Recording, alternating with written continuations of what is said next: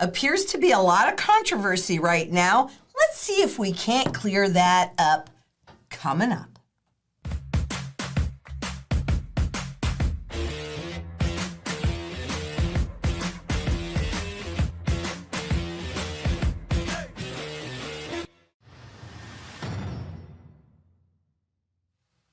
I'm Lynette Zang, Chief Market Analyst here at ITM Trading, a full-service physical gold and silver dealer. But you know, you guys, I have been in these markets on some level since 1964, when I was 10 years old with my Uncle Al. And I cut my teeth on this stuff. And, you know, for those that are new to this channel, forgive me for those that have heard this story a gazillion times, but I got to tell it one more time. I remember being at my uncle's house one day with my parents, and he said, "Come here, I want to show you something." And we went in a back bedroom, and in there he had two tall floor safes. And inside of those floor safes, when he opened them up, he said, "If anything should happen to me, Aunt Bertie will be well taken care of for the rest of her life because of what's in these safes." Now, I was 10, but still, I turned around to see what it was, and they were packed with pre-33 1-ounce gold coins. I don't think you could have fit another coin in there. And that is so significant. And yeah, it has definitely influenced me, no doubt about it. I mean, that was just one of the things I learned from this very brilliant man. But what he did was he accumulated a tremendous amount of gold, probably at least 3,000 ounces would be my guess, maybe 3 monster boxes in each safe, when it was illegal to hold more than 5 ounces. That's pretty significant. So today we're going to go over how gold and silver perform during currency resets, because that's what I personally am really looking at. Anything other than that is kind of just a short-term trade. And what are you going to trade things into? Fiat money? I mean, that's crazy talk, to be perfectly honest with you, unless, of course, you're going to pay off a mortgage or you're going to buy something, you can only use fiat money. But this is the time to be accumulating, actually, both gold and silver, but for very different reasons. So let's take a look at that. And I want to start with the gold and silver ratio that everybody talks about all the time. And of course, historically, you'll see that ratio, the price of gold and the price of silver, grow more narrow. Maybe 15 to 1, 16 to 1, 19 to 1, right? And we know that right now it's very, very high, somewhere around 70 to 1. And it was certainly even higher than that. Oops, I didn't grab my pointer. You know, right up here when we were above 110 to 1, it was close to 120 to 1. So that gap is growing more narrow. That is not a surprise going into a currency reset. That is typically what does happen. But people have, you know, let's see, how to say this. People have taken this little bit of trading, just like those that are watching the stock market go up or the cryptocurrencies go up, in nominal terms, in terms of fiat dollars, and going, "Oh, well, that's where I want to be." Maybe it is and maybe it isn't. You can't just take any of this at face value. You have to dig a little bit deeper. And all you guys know, I have both, but they perform very different functions for me. So let's just keep going on, and we'll talk about that as we go. And, you know, I've been talking about Venezuela. Here we go one more time, because this is something that's happening right away. But in 2018 was the first currency reset in Venezuela. And silver certainly performed quite well, as did gold. However, let's take a look at that. So silver went up substantially. Let's see, hundreds, thousands, millions, so almost 3.5 million %. That's pretty good. Who's going to complain about that in terms of the Bolivar? But here's how gold performed. This is the first reset. They recently had the second reset. We're going to look at that next. I really could not find a good comprehensive graph that would give me both of these, because remember, we went from the Bolivar to the Bolivar Forte. I mean, the Bolivar's name is going to be in there, but they'll change something else, just like that's what they do. So people don't think that anything has changed. I mean, it's crazy because everybody knows that. But certainly in terms of the currency, gold outperforms silver at a pretty significant level. Why? Because gold is the primary currency metal. What do the central banks hold in reserve? They hold gold. So that at the end of the day, when they reset that currency against it, they reset it against gold. Not Bitcoin, not Apple stock, not a piece of real estate, and not against silver. But silver is a secondary monetary metal, so you got to have it. And when you're thinking about that gold-silver ratio, I want you to think about this. The Bolivar has more value as a napkin for an empanada than it does for you to be able to purchase goods and services. This is really all about purchasing power. That's what it's all about. We want to protect the wealth that we've accumulated. I mean, I have cash, but I don't really accumulate any of those other Wall Street products because, hey, I was a stockbroker. I understand this crap, and so I don't own any of that at this juncture. That has not always been true. That will not always be true likely in the future. But we can see during this first reset, they really didn't change anything, but gold outperformed silver by what, 1,000,000%? That's pretty good. Now, interestingly enough, since that first reset in 2017, of course they didn't change behavior. You just change how you account for that behavior. Don't change the behavior itself, but people won't realize that. So the hyperinflation continued. Then what did he do? Well, now they're going to digitalize the entire economy. So Venezuelans that are bound, that only have access to the Bolivar, they are in abject poverty. Let's face it, they're in abject poverty. But also all confidence in the currency is lost. That's really ultimately what creates that hyperinflationary event, is when that confidence is lost. We've talked about it a million times, but that's because it's simply true. And so, again, 3 years later, not even 3 years later, they have lopped off zeros and reset the currency. And so we had the silver response, did pretty well, and we had the gold response, did equally as well. Except in the prior, let me just go back to that. Let's go back to that for just a second. Gold outperforms silver by 1,000,000%. And they're not done yet. The reset is not done yet because the behavior has not come to conclusion yet. I don't know why, but globally on average, we will likely see 3 of these before the entire economy is reduced to a full barter economy. That's why silver is important, is for your day-to-day barterability. So you can buy that pint of strawberries. You can put a tank of gas in your car. But how easy do you think it would be to buy a building with that?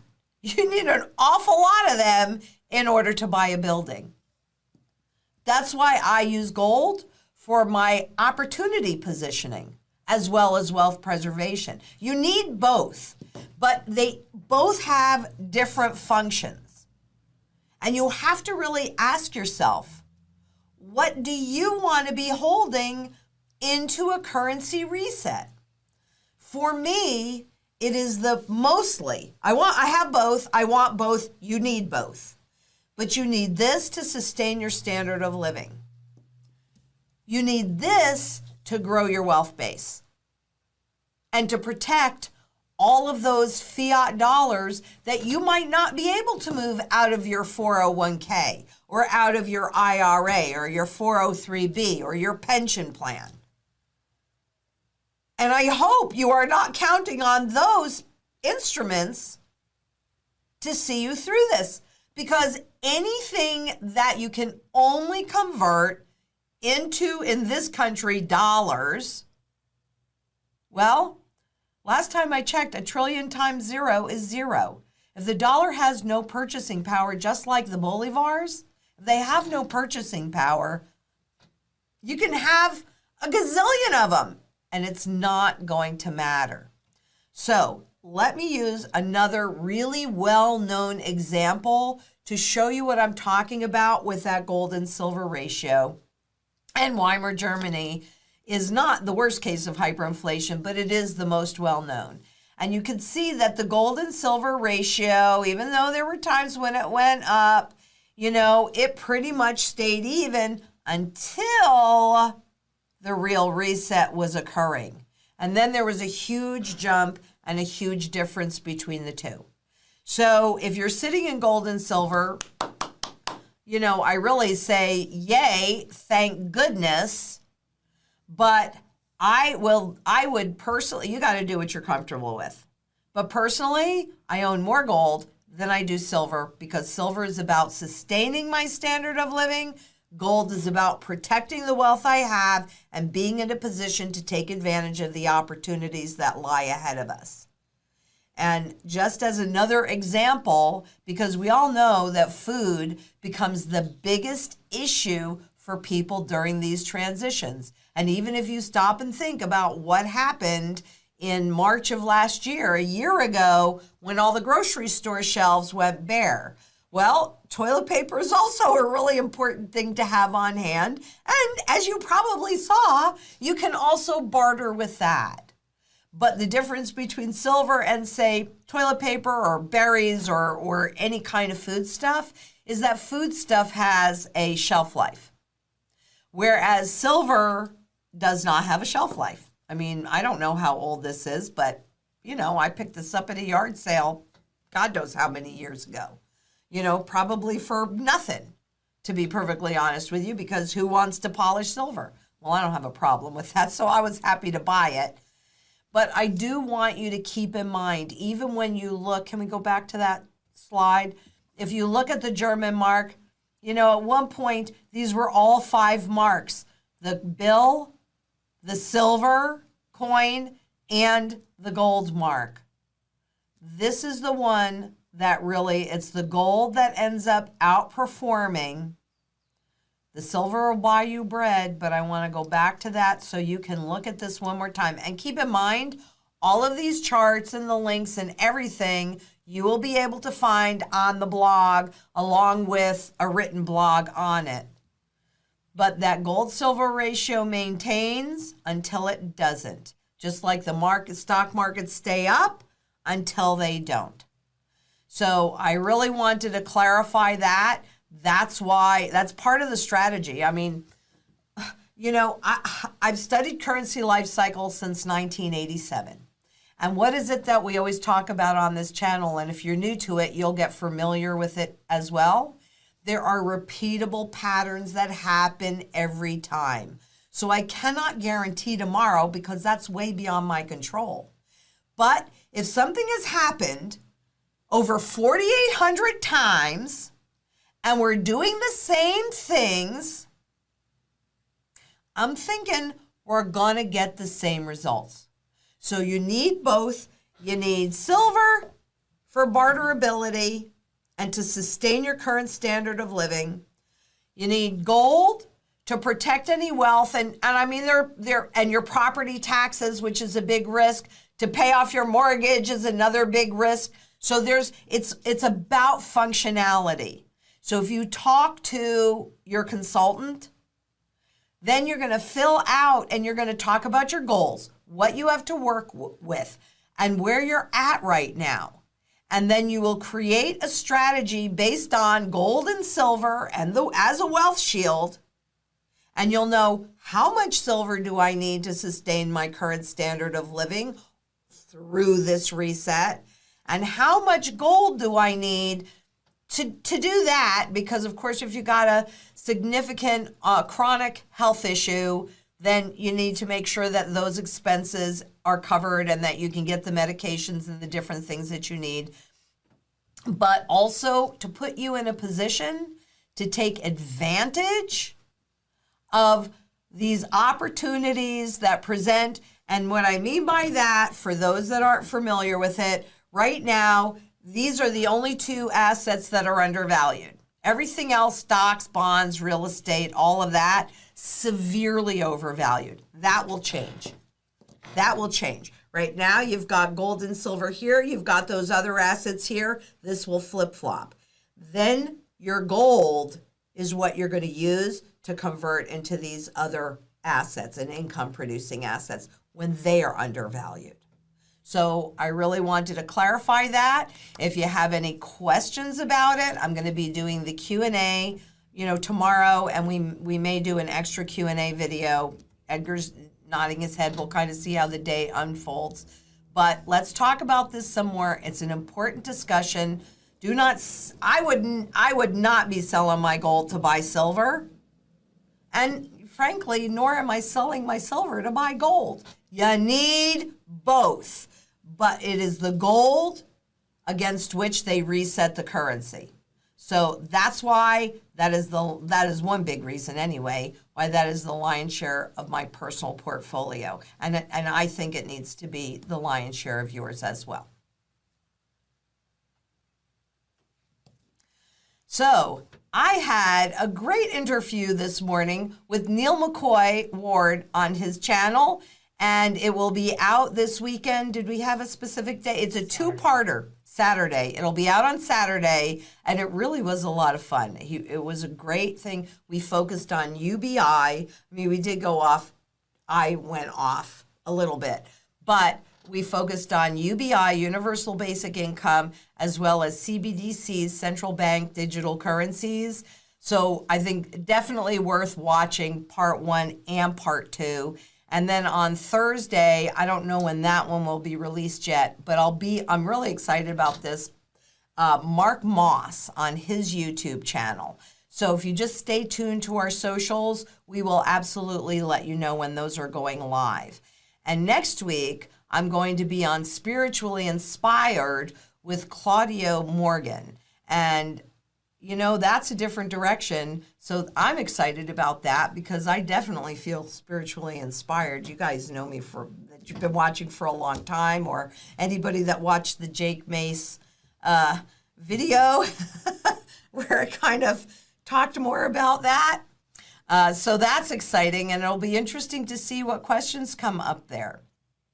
Do not forget, we now have a podcast. Yay! Seriously, been trying to get this done for years. So I applaud Eric and Ryan, and mostly Edgar, because I think you're the one that really pulled this all together, aren't you?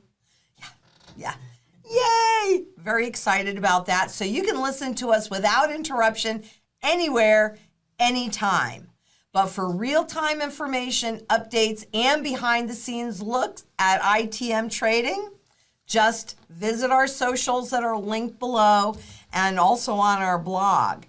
If you haven't already, please give this a thumbs up. Make sure that you subscribed. Hit that bell. We'll let you know when we're going live because you guys know that is my preference. I like to do these live if I goof up or if Oliver gets carried away or what have you. Well, that's the way it is. So be it. But make sure that you hit that bell. We'll let you know because absolutely 100%. And by the way, there are some things that are happening in the stock market, in the margin accounts. I'm going to be talking about that more on maybe tomorrow or maybe Thursday. I don't know. There's so much going on, quite honestly. It's kind of challenging to be putting out as many videos as I would really like to be with all the shifts that are happening. But it should tell you that 100% it's time to cover your assets. And here at ITM Trading, we use the Wealth Shield, which is made up of physical gold and physical silver in your possession, no counterparty risk. And there is no doubt in my mind that it puts you in the best possible position, not just to weather this transition and this reset, but to take advantage of it so that on the other side, you're better off than you were when you entered it. So until tomorrow, when we will meet again, please be safe out there. Bye-bye.